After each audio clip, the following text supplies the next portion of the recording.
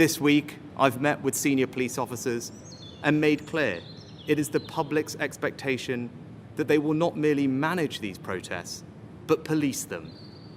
And I say this to the police: we will back you when you take action. But if we are asking more of the police, we in government must also back up that call with action. To that end, this month the government will implement a new, robust framework for how it deals with this issue. Sir जय हिंद, संजीव श्रीवास्तव जी, जय हिंद, बहुत बहुत शुक्रिया, आपने समय दिया, thank you sir इसके लिए।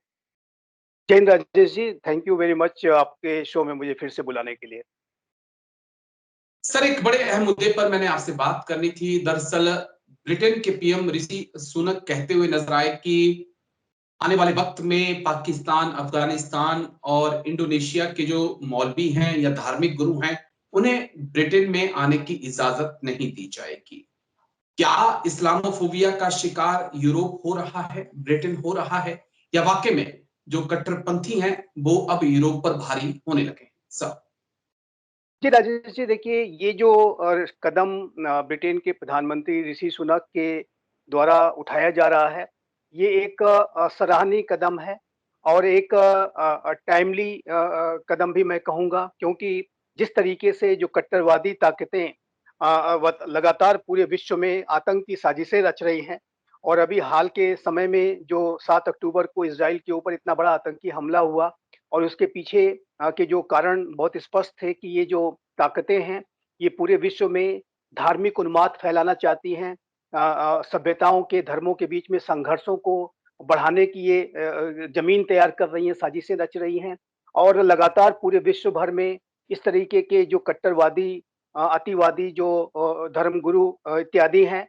ये पूरे विश्व में जाकर के अनेक तरीके के घृणा और वैमनस्य का जो वातावरण है वो बनाते हैं, जो अनेक धर्मों और संप्रदायों के बीच का जो सद्भाव है उसको वो बिगाड़ने की कोशिश करते हैं। तो ऐसे तत्वों पर, ऐसे धर्म गुरुओं पर, तथाकथित धर्म गुरुओं पर लगाम लगाया जाना बेहद आवश्यक है और वर्तमान समय में जो कट्टर जिहादी इस्लामिक आतंकवाद जो है वो एक विश्व के लिए एक बहुत बड़ी चुनौती अभी भी बना हुआ है और ये जो कट्टरवादी ताकतें हैं फिर अपना सिर उठा रही हैं।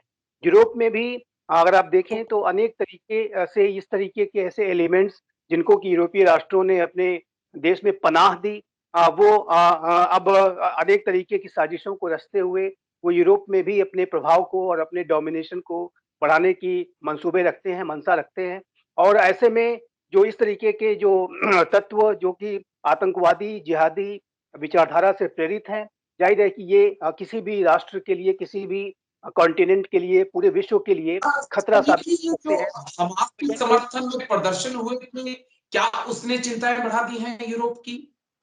क्योंकि हमने देखा कि जर्मनी में, नीदरलैंड में, ब्रिटेन में, अमेरिका में, फ्रांस में कई प्रदर्शन हुए हमास के समर्थन में। क्या उसके बाद टेंशन बढ़ी है यूरोप में कि नहीं, कुछ गलत हो सकता है आने वाले वक्त में?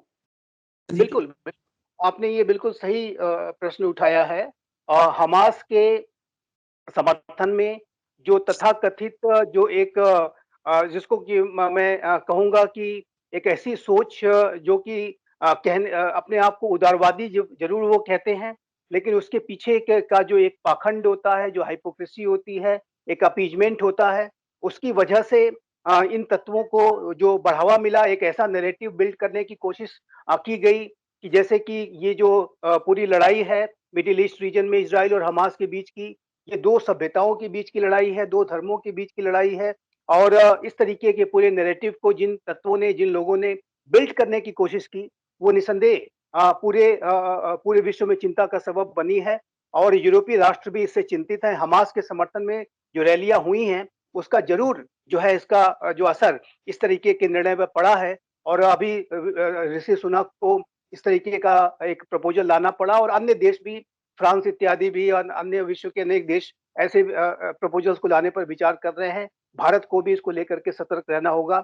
भारत को भी अपनी जो इस संदर्भ में धार्मिक कट्टरवाद के संदर्भ में एक प्रोएक्टिव और जीरो टॉलरेंस की जो हमारी नीति है आतंकवाद की, उसी तरीके के अप्रोच को रखते हुए धार्मिक कट्टरवादी तत्वों को भी डील करना होगा। तो मेरा ख्याल है कि जो पूरे विश्व में इस तरीके के नैरेटिव गढ़ने वाले सभी ऐसे लोग जो कि सभ्यताओं के बीच में टकराव को कराना चाहते हैं। अनेक तरीके की इस तरीके की साजिशें रची जा रही हैं कि जिसमें कि 2 शक्तियाँ आपस में लड़ जाएँ और एक फ़ॉल्स नैरेटिव क्रिएट करने की जो कोशिश है उसको रोकना होगा और ये निसंदेह अच्छा कदम है, सराहनीय कदम है जो ब्रिटेन ने लिया है। लेकिन बीच में माना जा रहा था कि ये जो इज़राइल हमास के बीच हो रहा है, ये एक धर्म युद्ध है। क्या सुनक के फैसले से कुछ उसी तरफ इशारा नहीं हो रहा है? उसे अलग देखेंगे आप? कि देखिए इस यूरोप कुछ खास सोच रहा है कि आने वाले वक्त में कि क्रिश्चियन वर्सेस मुस्लिम ना हो जाए? सर?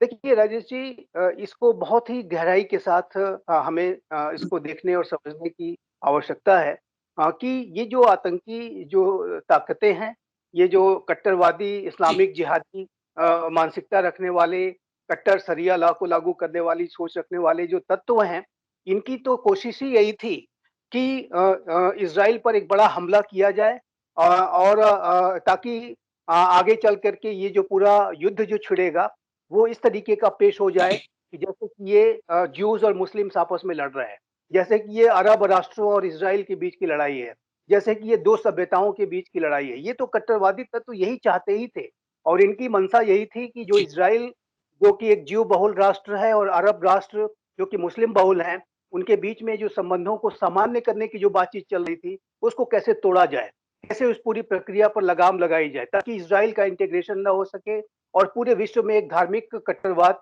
का वातावरण बनाया जाए। तो यदि इस तरीके की जो सोच को, नैरेटिव को नहीं तोड़ा जाता है और इस बात को स्थापित नहीं किया जाता है कि जो मिडिल ईस्ट रीजन में इज़राइल की लड़ाई है, वो आतंकवाद के विरुद्ध है, ना कि वो मुस्लिम्स के विरुद्ध है, न किसी धर्म के विरुद्ध है।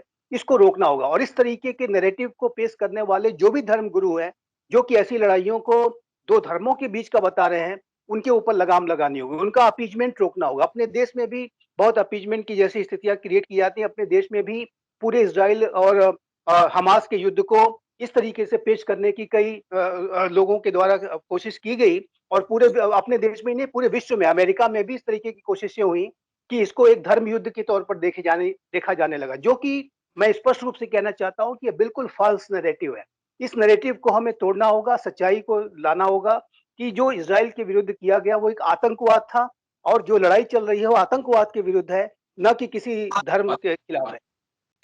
2-3 पॉइंट संजीव जी जो और मैं आपसे समझाना चाहूंगा। एक तो मेरा बड़ा अहम पॉइंट है जिस पे बात होनी चाहिए। मैंने अफगानिस्तान में देखा, मैंने इराक में देखा, मैंने सीरिया में देखा, मैंने सोमालिया में और तमाम जो अफ्रीकन कंट्री वहां पर भी देखा कि जब भी वहां पर कोई तबाही आती है, कोई वॉर होता है, यूरोप के देश सबसे पहले दरवाजा खोलते हैं शरणार्थियों के लिए। तो क्या उनकी जो पहल थी मानवता के लिए, क्या ये उनकी एक गलती साबित हो रही है? और आने वाले वक्त में अगर फिर कुछ मिडिल ईस्ट में या अफ्रीकन कंट्री में ऐसा होता है, तो कौन अपने दरवाजे खोलेगा? क्योंकि मिडिल ईस्ट के किसी भी देश ने आज तक एक दूसरे के लिए दरवाजे नहीं खोले। ये भी एक चिंता का सबब होगा सर। ये समझना चाहिए इन लोगों को।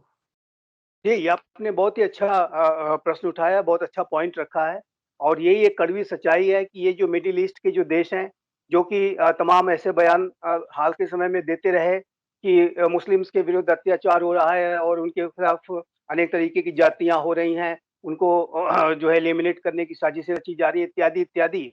इन्होंने अपनी सारी जो है बयानबाजियाँ तो की, लेकिन अपने दरवाजे कभी भी नहीं खोले। यहाँ तक कि जो राफ़ा बॉर्डर था उसको भी खोलने में एक लंबा समय लगा।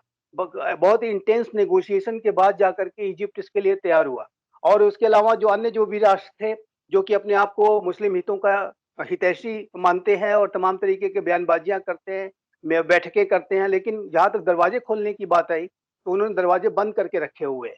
और वहीं आप यूरोप की तरफ जैसा कि आपने चर्चा किया, यूरोप ने समय-समय पर जो संकट की स्थितियाँ आई तो वहाँ पर अनेक ऐसे जो नेता हुए जैसे एंजेला मर्केल जो जर्मन चांसलर थीं, उसके जी, अलावा अनेक कई कई ऐसे जी, उदारवादी लिबरल मानसिकता रखने वाले जो नेता थे, उन्होंने अपने दरवाजे खोले और उनको बड़ी बड़ी संख्या में जो है मिडिल ईस्ट के लोगों को और अफ्रीकन कंट्रीज कॉन्टिनेंट के लोगों को वहाँ पर शरण मिली।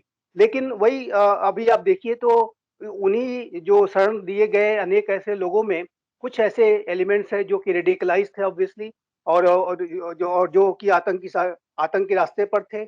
उन्होंने अनेक तरीके की वहाँ पे साजिशें रचनी शुरू की हैं, कई बम ब्लास्ट की घटनाएँ भी सामने आईं, कई तरीके के जो है असैसिनेशन अटेम्प्ट्स हुए, लोन वोल्फ अटैक हुए। तो इस तरीके की जब आप उदारवादी सोच के साथ जब काम करते हैं, तो कई बार उसमें बड़े रिस्क भी होते हैं, और वो जो रिस्क है वो स्पष्ट रूप से दिखता है कि यूरोप में जो है वहाँ पर वहाँ पर हिंसा वाली स्थितियाँ, आतंक की स्थितियाँ पैदा हुई हैं।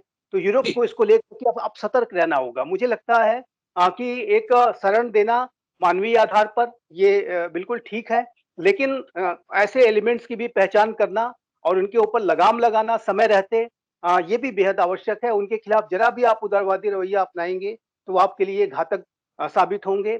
ये ऐसे तत्वों के ऊपर बिल्कुल भी आप भरोसा नहीं कर सकते, और यही कारण है कि ऋषि सुनक ने जी, इस तरीके के धर्म गुरुओं की पहचान करने का और उनको न आने देने का ब्रिटेन में निर्णय किया है, कि जो कि जैसे कि जाकिर नाइक जैसे जो तत्व हैं, जाकिर नाइक जैसे जो बिल्कुल, प्रीचर्स हैं, बिल्कुल। उसी तरीके के अनेक प्रीचर्स मिडिल ईस्ट रीजन में हो सकते हैं और हैं, और उनको रोकना और उनको उनके द्वारा कोई इस तरीके का मोबिलाइजेशन न किया जाए कि जो कि आतंकवाद की बड़ी घटना में परिणित हो जाए।